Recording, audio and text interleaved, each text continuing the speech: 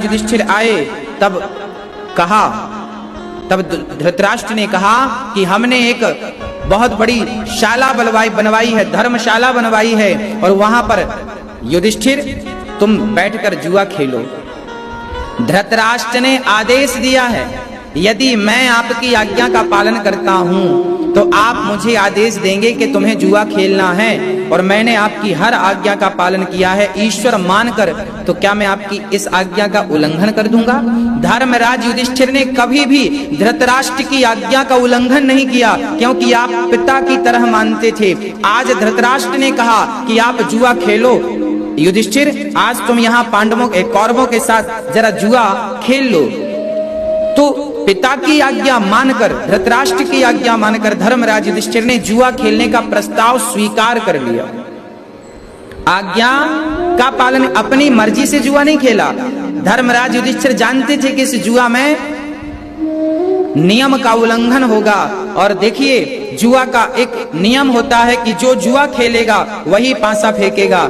पर दुर्योधन ने कहा कि मेरे पक्ष से जुआ मेरे मामा शकुनी फेंकेंगे। ये खिलाफ था, ये कपट था, ये गलत था। फिर भी धर्मराज युधिष्ठिर चुप रहे। इसलिए चुप रहे क्योंकि पिता की आज्ञा है कि जुआ तुम्हें खेलना है। अब आपने ही आज्ञा दे दी तो मजबूर होकर, मैंने तो आपकी आज्ञा को भगवान की आज्ञा मानी है ना, अब वो आज्ञा सही हो या गलत हो। युधिष्ठिर जी बैठ गए और कपट के उस जुए में कौरवों ने सब कुछ जीत लिया। जो लोग धर्मराज युधिष्ठिर को गलत ठहराते हैं उन्हें महाभारत का ये प्रसंग एक बार पढ़ना अति आवश्यक है। कौरवों ने सारा कुछ जीत लिया। परिणाम क्या हुआ?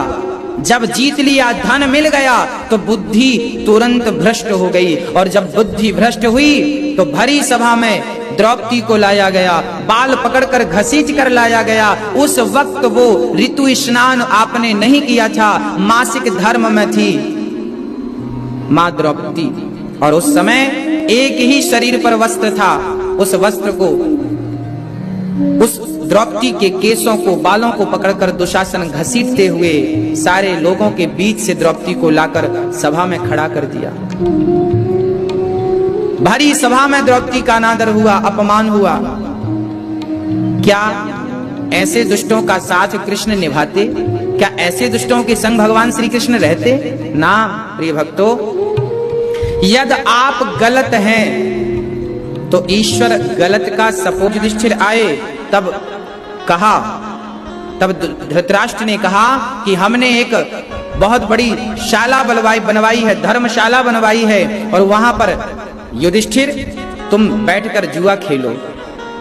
धृतराष्ट्र ने आदेश दिया है, यदि मैं आपकी आज्ञा का पालन करता हूं तो आप मुझे आदेश देंगे कि तुम्हें जुआ खेलना है, और मैंने आपकी हर आज्ञा का पालन किया है ईश्वर मानकर, तो क्या मैं आपकी इस आज्ञा का उल्लंघन कर दूंगा? धर्मराज युधिष्ठिर ने कभी भी धृतराष्ट्र की आज्ञा का उल्लंघन नहीं किया, क्योंकि आप पिता की तरह मानते थे। आज धृतराष्ट्र ने कहा कि आप जुआ खेलो। युधिष्ठिर, आज तुम यहाँ कौरवों के साथ जरा जुआ खेल लो। तो पिता की आज्ञा मानकर, धृतराष्ट्र की आज्ञा मानकर धर्मराज युधिष्ठिर ने जुआ खेलने का प्रस्ताव स्वीकार कर लिया। आज्ञा